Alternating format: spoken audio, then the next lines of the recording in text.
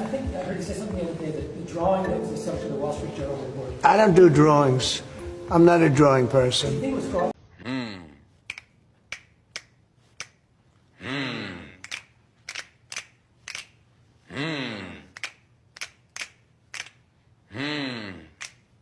People, let me tell you about my best friend. Just waiting for Epstein, and he says, I'll be out in a minute. A few minutes later, this man walks in, and I immediately was like, that's Donald Trump. It felt very predatory and uncomfortable. Epstein walked out from the offices on this side. Trump's standing here, I'm here. And he walks out of his office, and he goes, oh, no, no, no. He was laughing at me. And he goes, she's not here for you. Follow me, right? And he escorts him in to this other room. He made a joke to Epstein, oh, I thought she was 16. It was a known thing, like among the staff and everyone, that they were best friends.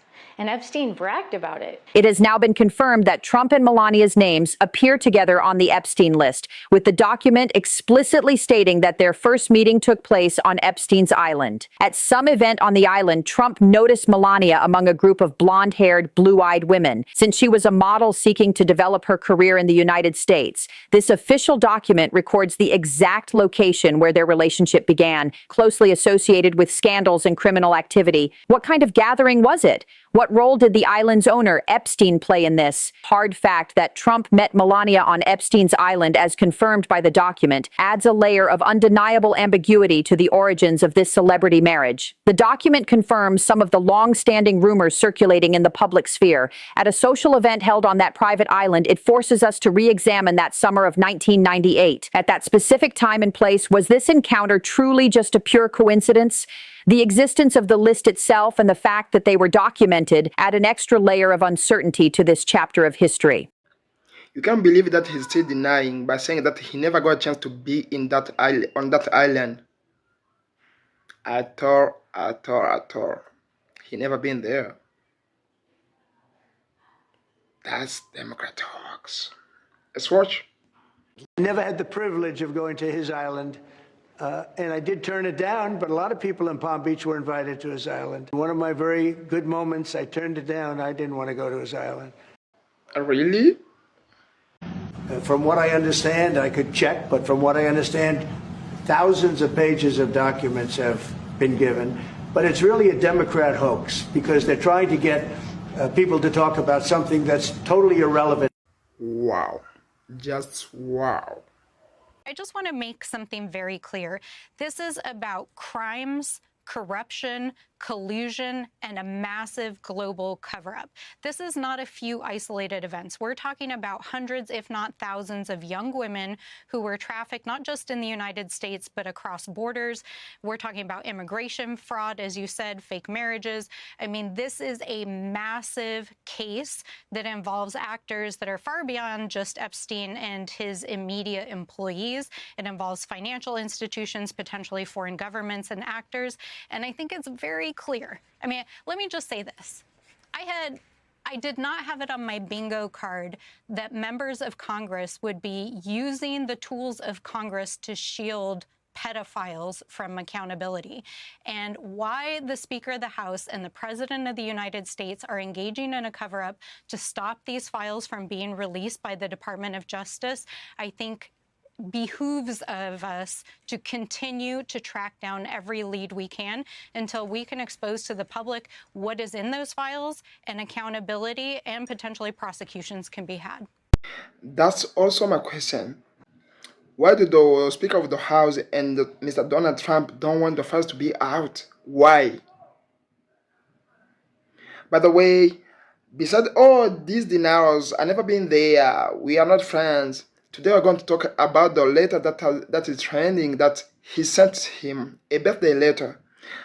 Yeah, there's another check that he paid when Mr. Epstein sold to him a girl. So, let's dive in. I know Donald Trump is shaking because he's never escaping the curiosity of the public behind these Epstein files. The Republican House-led committee has now released a very, very interesting trove of information from a Jeffrey Epstein birthday book that was from Jeffrey Epstein's 50th birthday. In that book, they found a lot of messages from Donald Trump, including this typewriter written but body of a woman signed by Donald Trump. There's a lot to this story. Let's talk about it. So that screenshot of the drawing of the woman's body is going around. But if you can't read what's on there, this is the text. The voiceover says, "There must be more to life than having everything." The note begins, "Donald, yes there is, but I won't tell you what it is." It continues, "Nor will I, since I also know what it is," Jeffrey says. Donald says, "We have certain things in common, Jeffrey." He responds, "Yes, we do, come to think of it." Donald then says, "Enigmas never age. Have you noticed that?" Jeffrey responds, "As a matter of fact, it was clear to me the last time I saw you." And at the bottom it says, "Donald, a pal is a wonderful thing. Happy birthday, and may every day be another wonderful secret." Okay, so that's what that says. That is directly signed from Donald Trump, even though he is saying that that is not his signature. So I'm going to say allegedly. That allegedly looks very similar to the signature that he placed on all of our stimulus checks. That's why a lot of us are alleging that we recognize it. There's so much information out, but interestingly enough, I saw this on Gossip of the City. This right here, it is a fully deprecated woman for $22,500 to Donald Trump. And people are thinking it's Melania. That there is a check being held to Donald Trump of that much money from Jeffrey Epstein. And let us read.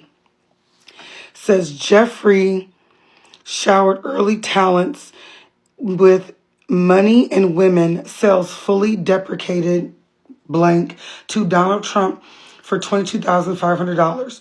Showed early people skills too. Even though I handled the deal, I didn't get any of the money on the girl." So a woman was sold, and they're saying allegedly it's Melania, and that, not gonna lie, is indicative to how she behaves. Melania Trump moves like somebody that was completely sold. She's always rolling her eyes. She's always moving his hand. She doesn't want to be there. Like she's in captivity, to the point where they started bringing people out that weren't even her on red carpets and events with him.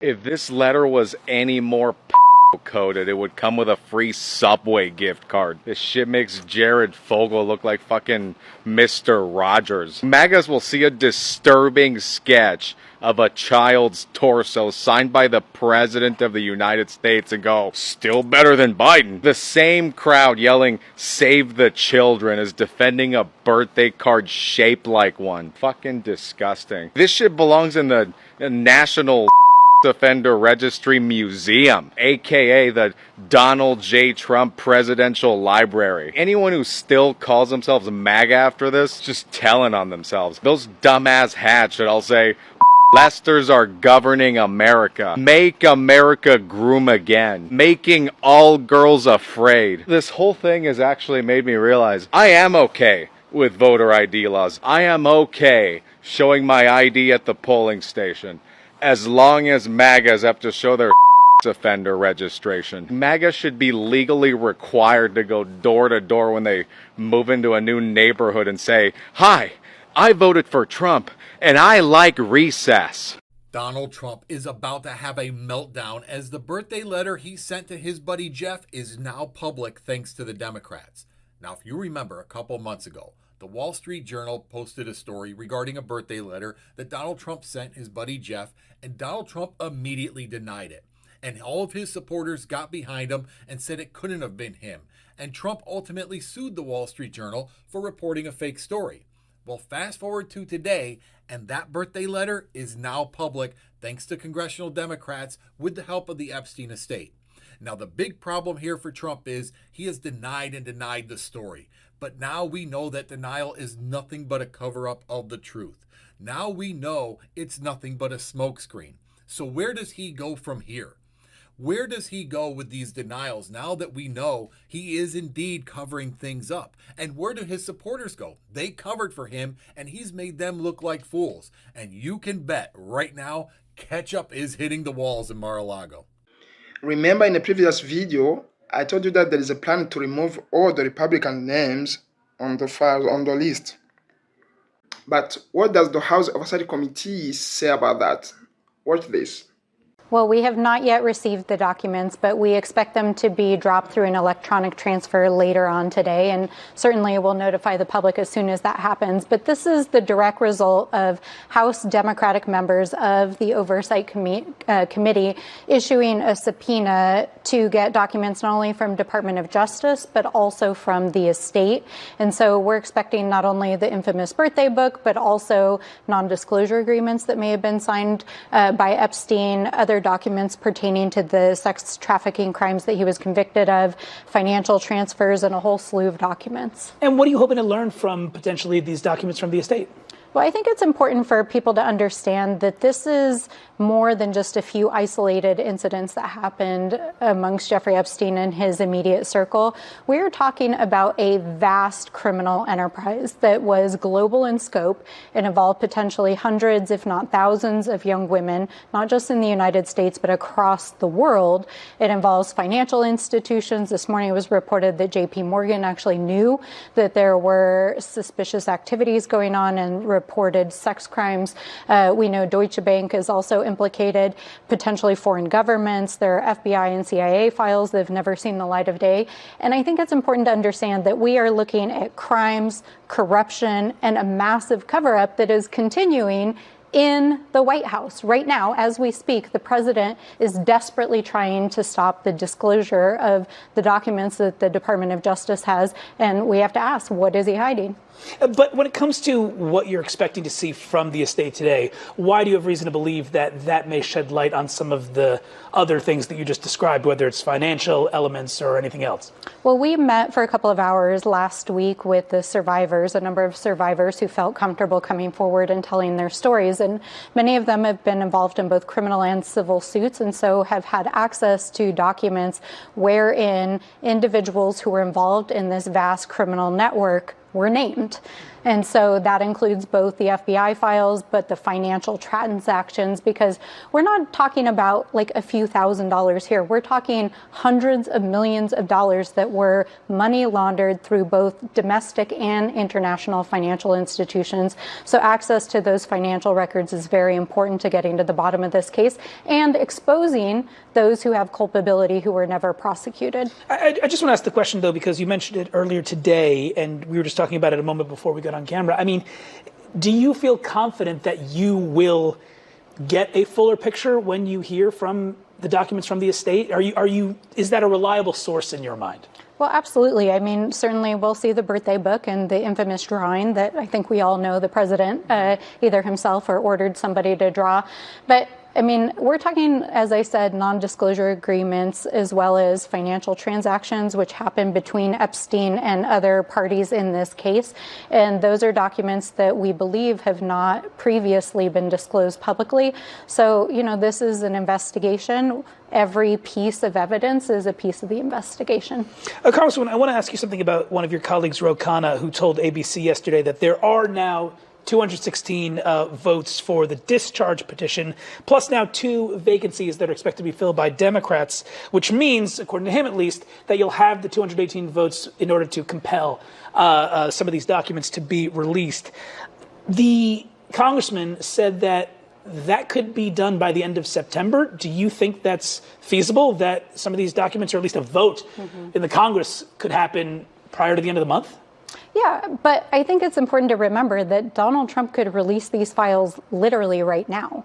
And so the fact that we are having to use tools to compel not just the president to release files that he has, but the Speaker of the House to allow this to move forward as a vote on the floor is indicative of the fact that they are involved in a massive cover-up scheme basically to shield pedophiles. But are we going to see this vote by the end of the month, do you think? It's possible, but, you know, in the past, I'll say, where leadership in the House, the Speaker has not wanted something to happen, he has used procedural maneuvers to try to bury certain other discharge petitions. So while it's important that we have bipartisan support for this discharge petition, we can't hang all of our hopes on this one vote is actually compelling the production of the documents, because DOJ has those documents. They need to release them. We've already subpoenaed them, and they're breaking the law right now by not doing so. Hopefully we are going to see that list soon, very soon, hopefully. So thank you for watching. Thank you for choosing me. Please subscribe to this channel, like this video, and let's meet in other episodes. Shout out to all the creators of the original clips used in this video. Peace out.